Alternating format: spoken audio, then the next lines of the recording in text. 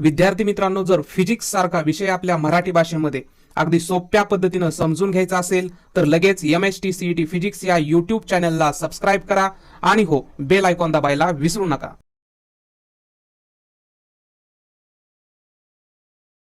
Hello student, welcome all of you.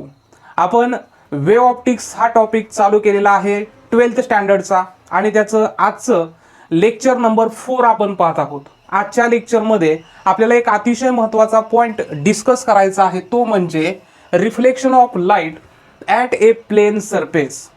आपण ह्या चॅप्टरमध्ये पाहिलेलं आहे की लाईटला ड्युएल नेचर आहे. एक आहे पार्टिकल नेचर आणि दुसरं आहे वेव्ह नेचर.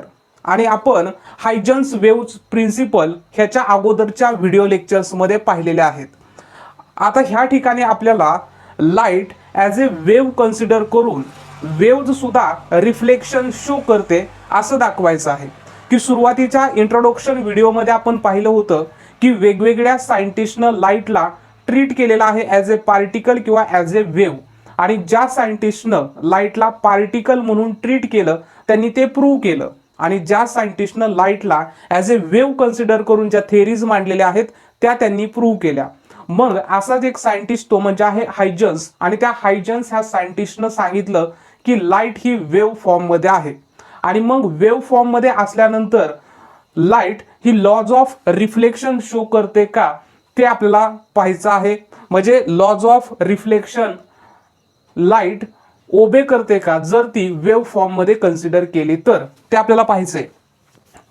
हे पाहण्या अगोदर मी थोडंसं डिस्कशन करतो की ह्याच्या अगोदरच्या व्हिडिओ लेक्चर्समध्ये आपण पाहिलं की 3 प्रकारच्या वेव्ह फ्रंट आहेत. एक आहे स्पेरिकल वेव्ह फ्रंट, दुसरी आहे प्लेन वेव्ह फ्रंट आणि तिसरी आहे सिलेंड्रिकल वेव्ह फ्रंट. आपण ह्या ठिकाणी पाहणार आहोत plane wave front. Suppose for example मी ह्या ठिकाणी कन्सिडर करतो ही एक आहे प्लेन वेव्ह फ्रंट.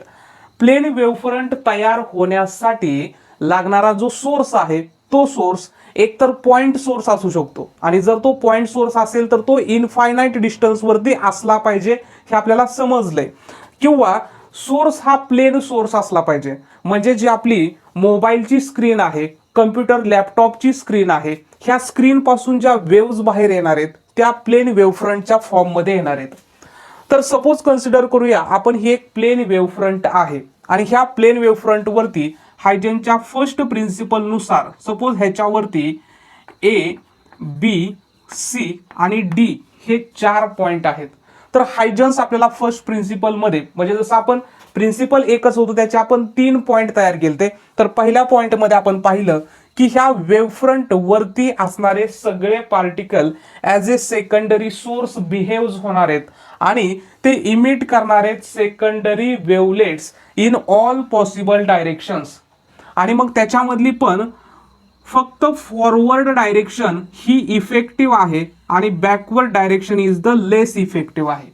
म्हणजे ABCD हे आहेत सेकंडरी सोर्स आणि त्यांनी ह्या परत सेकंडरी वेव्हलेट्स तयार केलेल्या आहेत. ह्या सेकंडरी वेव्हलेट्स फॉरवर्ड डायरेक्शनला मोर इफेक्टिव्ह, बॅकवर्ड डायरेक्शनला लेस इफेक्टिव्ह आहेत.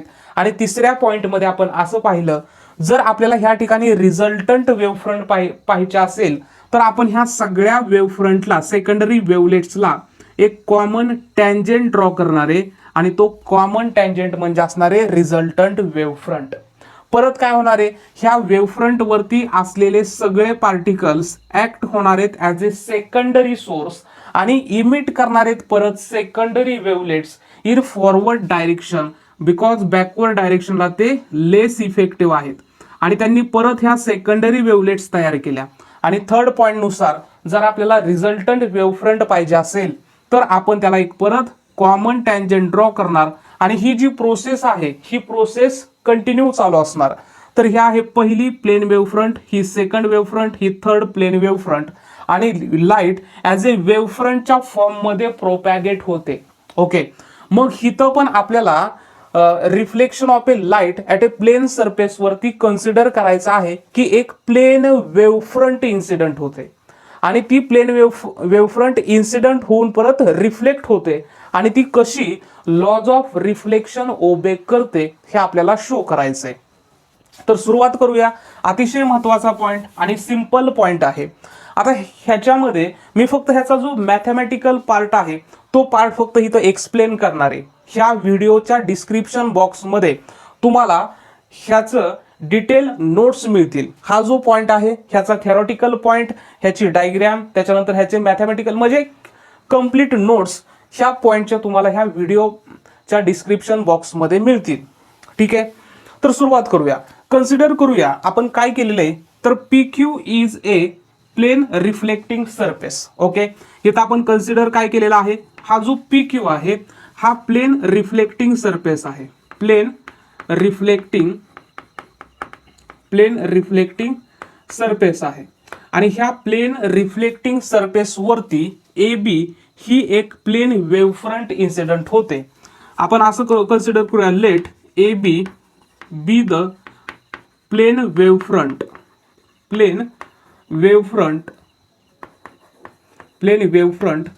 Bounded by rays EA and FC. Okay, EA आणि FC ह्यांच्यामध्ये जी वेव्हफ्रंट आहे, प्लेन वेव्हफ्रंट, ते आहे AB. ओके, आता सपोज आपण कन्सिडर करूया की ही AB वेव्हफ्रंट, सपोज ह्या ठिकाणी AB वेव्हफ्रंट मी ड्रॉ केली, तर हायजनच्या फर्स्ट प्रिन्सिपल नुसार हे सगळे पॉइंट ऍक्ट होणार आहेत ॲज ए प्रायमरी सोर्स आणि ते इमिट करणार आहेत सेकंडरी वेव्हलेट्स आणि त्या सेकंडरी वेव्हलेट्स फॉरवर्ड डायरेक्शनला मोर इफेक्टिव्ह असणार आहेत. जर मी ह्याला एक कॉमन टँजंट ड्रॉ केला तर ती मिळणार आपल्याला रिझल्टंट वेव्हफ्रंट. परत ह्याच्यावरचे जे पॉइंट आहेत ते point act as a secondary source होणार आहेत आणि त्या सेकंडरी वेव्हलेट्स तयार करणार आहेत आणि परत त्यांना एक आपण कॉमन टँजंट ड्रॉ केला तर तो असणार आहे रिझल्टंट वेव्हफ्रंट. आणि असं ही प्लेन वेव्हफ्रंट प्रोपॅगेट होत होत इन्सिडंट होणारे plane reflecting surface P Q वरती. आता ह्याच्यामध्ये ही जी प्लेन वेव्हफ्रंट ए बी आहे ती इन्सिडंट झाली ऍट पॉइंट ए ला. ओके, सपोज कन्सिडर करूया प्लेन वेव्हफ्रंट इन्सिडंट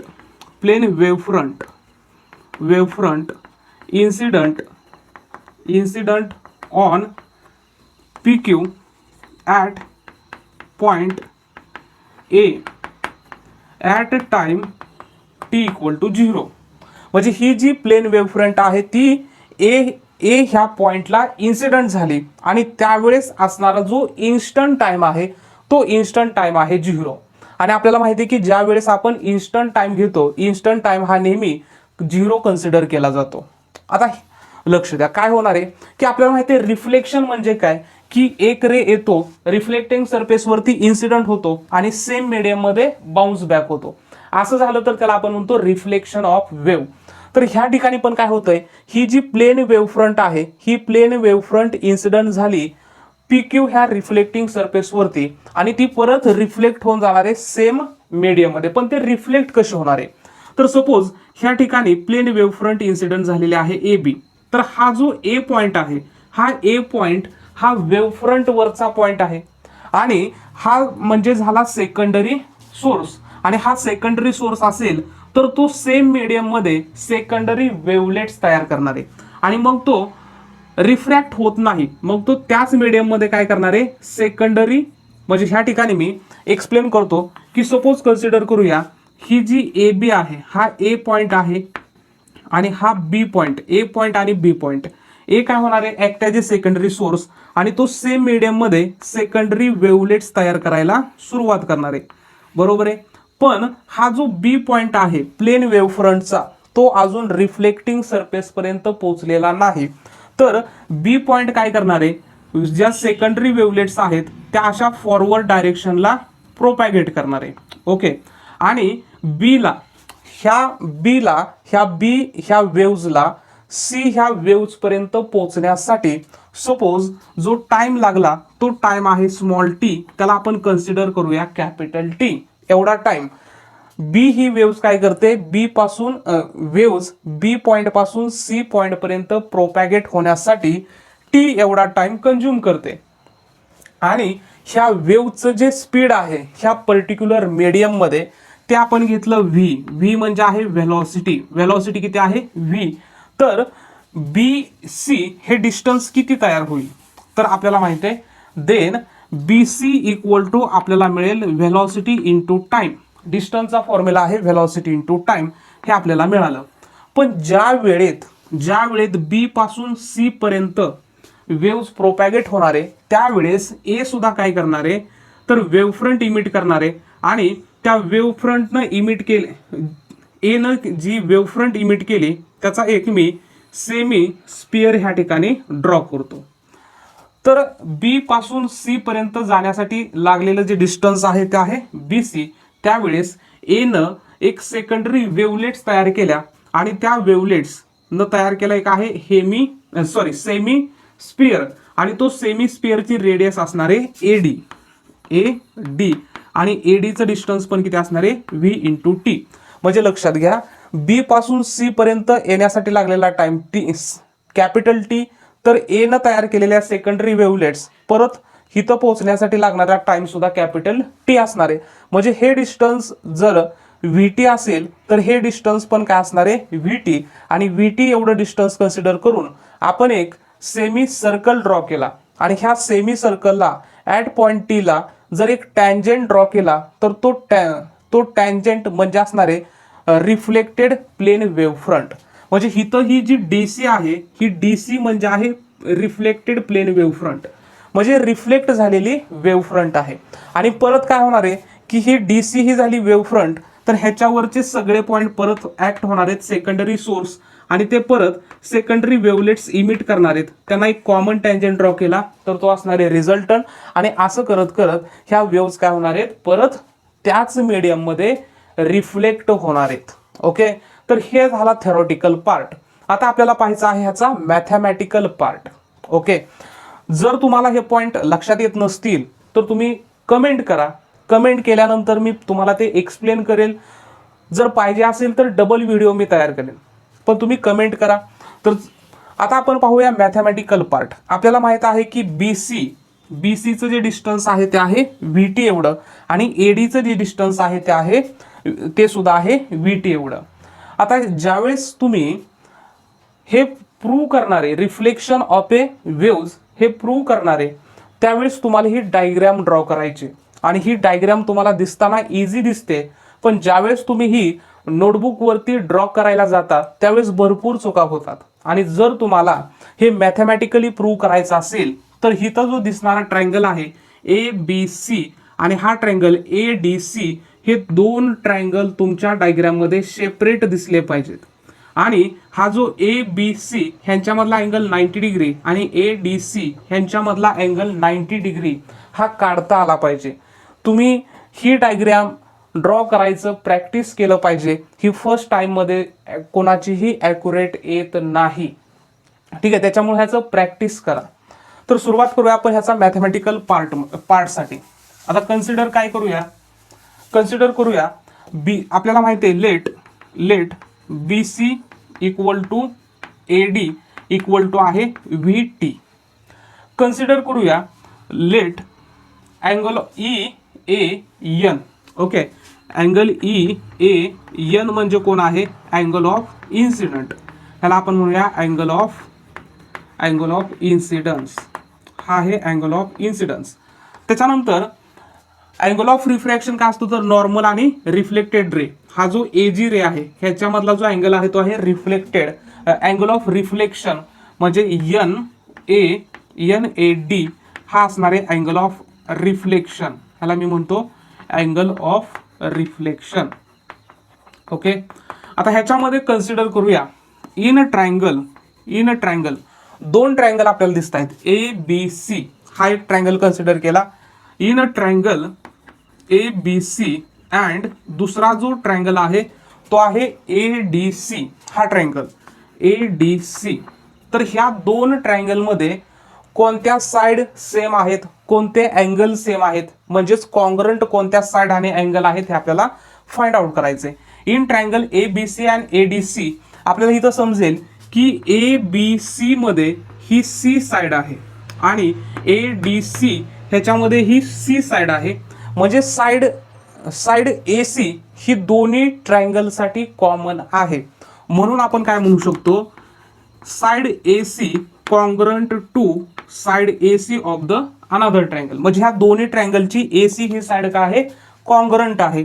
आणि त्याला आपण म्हणूया कॉमन, ही कॉमन साइड आहे त्याच्यामुळे ती कॉन्ग्रंट आहे. कॉन्ग्रंट कोणाला म्हणतो, तर having same size and same shape. जर दोघांची साइज आणि शेप सेम असेल तर त्याला आपण म्हणतो कॉन्ग्रंट. तर ह्या साइडची AC ह्या साइडची साइज काय आहे, सेम, म्हणून ह्या दोन्ही काय आहेत, कॉन्ग्रंट. आपण हे रीड कसं करणार आहे, AC कॉन्ग्रंट टू AC. त्याच्यानंतर आपल्याला अजून समजतंय की B पासून C पर्यंत जाण्यासाठी लागणारं जे डिस्टन्स आहे ते VT आणि A टू D चं पण डिस्टन्स किती आहे, VT, हे आपण इथं दाखवलेलं आहे. म्हणून आपण काय म्हणू शकतो, BC side BC is congruent to side AD, congruent to side AD. Okay, हे कशावरून आहे, तर हे आहे कन्स्ट्रक्शन वरून. ओके, हे आहे कन्स्ट्रक्शन वरून. नंतर अजून आपल्याला काय समजतंय, तर ह्या दोन्ही ट्रायंगल मध्ये हा जो अँगल आहेत, हे दोन्ही अँगल 90 डिग्री आहेत. म्हणून आपण काय म्हणू शकतो, angle of ABC congruent to angle of ADC equal to 90 degree आहेत. बघा, मग एखाद्या ट्रायंगलच्या जर दोन साइड कॉन्ग्रंट असतील, सेम असतील आणि अँगल सुद्धा एक सेम असेल, तर आपण असं म्हणू शकतो, देन आपण असं म्हणू शकतो, angle of BAC congruent to angle of DCA, आणि त्याला आपण म्हणणार आहे कॉन्ग्रंट, त्याला आपण CACT म्हणजे आहे corresponding angles of congruent triangles. म्हणजे हा जो अँगल A आहे आणि हा जो अँगल C आहे, हे corresponding angles of congruent triangles, दोन कॉन्ग्रंट ट्रायंगलचे करस्पॉन्डिंग अँगल्स आहेत. ठीक आहे, आता त्याच्यानंतर इथपर्यंत लक्षात आलं असेल. आता आपण काय करूया, लेट अँगल ऑफ इन्सिडंट, हा जो angle of incident I plus angle of NAB, हा जो अँगल NAB हा मिळून होणार आहे 90 degree. Angle of NAB equal to काय असणार आहे, 90 डिग्री असणार आहे. त्याच्यानंतर जर आपण angle of NAB plus BAC घेतलं तर हे सुद्धा काय असणार आहेत, 90 डिग्री. म्हणून आपण म्हणू शकतो angle of NAB plus NAB plus BAC, तर हा एवढा पार्ट झाला म्हणजे तो झाला 90 डिग्री. BAC इक्वल टू असणार आहेत 90 डिग्री. बघा, angle of incident plus angle of NAB equal to 90 degree. तर ह्याच्यामधला हा जर NA असेल तर हा कोण असला पाहिजे, अँगल ऑफ I, कारण ह्या दोघांची बेरीज काय आहे, 90 डिग्री. म्हणून आपण काय म्हणू शकतो, देअरफॉर अँगल ऑफ BAC हा काय असला पाहिजे, अँगल ऑफ इन्सिडंट. आणि ज्यावेळेस आपल्याला हे थेरम प्रूव्ह करायचा असेल तर आपल्याला BAC हा कोणा एवढा असला पाहिजे, तर हा अँगल ऑफ इन्सिडंट एवढा असला पाहिजे असं शो करायचंय. ठीक आहे, तर आपल्याला काय मिळालं, अँगल ऑफ BAC हा मिळाला अँगल ऑफ इन्सिडंट एवढा. ह्याला मी इक्वेशन नंबर 2 म्हणतो. त्याच्यानंतर लेट आपण काय करूया, कन्सिडर करूया, लेट अँगल ऑफ R म्हणजे रिफ्लेक्शन, हा NAD plus DAC equal to काय असणार आहे, 90 degree, plus angle of DAC equal to असणार आहे 90 डिग्री. समजतंय, हा जो NAD हा कोण आहे, R म्हणजे काय आहे, अँगल ऑफ रिफ्लेक्शन, प्लस त्याच्यामध्ये DAC ऍड केला तर हे काय झाले, हे झाले 90 डिग्री. ठीक आहे, त्याच्यानंतर आपण असं म्हणू शकतो, therefore angle of DAC plus हा angle of DAC plus DCA equal to 90 degree, plus DCA equal to 90 degree. आता असं काय होतं, तर आपल्याला माहिती आहे की हा जो ट्रायंगल आहे, हा ट्रायंगल हा जर 90 डिग्री असेल तर हा 30 डिग्री आणि हा 60 डिग्री आपण घेतो. ओके, असे आपण घेऊ शकतो. तर ह्या तिन्ही अँगलची बेरीज काय होते, 180 डिग्री होते. ह्या तिघांची बेरीज काय होते, 180 डिग्री होते. आता मग ह्याच्यामध्ये जर हा angle of DAC D A C हा एक घेतला आणि angle of D C A घेतला. ओके, म्हणजे पहा इथं लक्ष द्या, मी इथं ड्रॉ करतो. हा आहे डी, हा आहे ए आणि हा आहे सी. हा जर 90 डिग्री असेल तर angle A plus angle C हा पण काय असणार आहे, 90 डिग्री असणार आहे. बरोबर आहे, कारण हा जो ट्रायंगल आहे त्या तिन्ही अँगलची बेरीज काय आली पाहिजे, 180 डिग्री. म्हणून angle of D A C plus angle of D C A हे असणार आहेत 90 डिग्री. आणि मग इथं आपल्याला लक्षात येते, जर अँगल ऑफ रिफ्लेक्शन पण plus D A C 90 degree असेल तर D A C plus D C A 90 degree असेल तर हा डी सी ए कोण असला पाहिजे, तर डी सी ए हा अँगल ऑफ रिफ्लेक्शन असला पाहिजे. म्हणून अँगल ऑफ डी सी ए ला आपण म्हणू शकतो अँगल ऑफ रिफ्लेक्शन, आणि ह्याला इक्वेशन नंबर मी देतो 3. आणि मग हा जो बी ए सी आहे हा अँगल ऑफ इन्सिडंट आहे. म्हणून इक्वेशन 1 मध्ये बी ए सी च्या ठिकाणी आपण काय पुट करूया, अँगल ऑफ इन्सिडंट. आणि इक्वेशन 1 मध्ये डी सी ए च्या ठिकाणी पुट काय करूया आपण, अँगल ऑफ रिफ्लेक्शन. म्हणून मी काय म्हणू शकतो, फ्रॉम इक्वेशन 1, म्हणून मी म्हणू शकतो ह्या ठिकाणी from equation 1 angle of incident, कारण ह्याच्या ठिकाणी काय टाकायचे, बीएससी च्या ठिकाणी angle of incident equal to D C A च्या ठिकाणी काय पुट करायचे, अँगल ऑफ रिफ्लेक्शन. म्हणजे angle of incident equal to angle of reflection आहे. ह्याचाच अर्थ काय होतो, ह्याचाच अर्थ होतो की वेव्ज सुद्धा लॉज ऑफ रिफ्लेक्शन ओबे करते. म्हणजेच काय, तर लाईट ही वेव्ह फॉर्म मध्ये सुद्धा असली पाहिजे. कारण रे फॉर्म पण काय करतो, लॉज ऑफ रिफ्लेक्शन ओबे करतो, आणि वेव्ह फॉर्म पण काय करतोय, लॉज ऑफ रिफ्लेक्शन ओबे करतोय. म्हणजे लाईट ही वेव्स फॉर्म मध्ये असलं पाहिजे, ह्याचा एक पुरावा म्हणजे आहे हे थेरम. ओके, म्हणजे इथं अँगल ऑफ इन्सिडंट जरी वेव्ह झाली तरी वेव्हसाठी सुद्धा अँगल ऑफ इन्सिडंट आणि अँगल ऑफ रिफ्लेक्शन हे सेम असतात, आणि हाच आहे आपला लॉज ऑफ रिफ्लेक्शन. मग ह्याच्यावरून हे तर प्रूव्ह झालं. अजून ह्या जॉमेट्रीवरून, ह्या फिगरवरून आपल्याला काय सांगता येईल, तर अँगल ऑफ इन्सिडंट आणि अँगल ऑफ रिफ्लेक्शन हे नॉर्मलच्या अपोजिट साईडला आहेत. ओके, जसं आपण रिफ्लेक्शन ऑफ लॉज रे वापरून कन्सिडर केलं, तसंच इथं अँगल ऑफ इन्सिडंट आणि अँगल ऑफ रिफ्लेक्शन नॉर्मलच्या अपोजिट साईडला आहेत. आणि त्याचबरोबर angle of incident, angle of reflection आणि नॉर्मल हे तिन्ही पण काय आहेत, एकाच प्लेनमध्ये आहेत. म्हणजे इथं लॉज ऑफ रिफ्लेक्शन ओबे होत आहेत. तर हा झाला पॉइंट. ह्याचे ज्या नोट्स आहेत, ह्याच्या नोट्स डिस्क्रिप्शन बॉक्समध्ये तुम्हाला दिलेल्या आहेत. तुम्ही त्या लिंकवरती क्लिक करून त्या डाउनलोड करू शकता.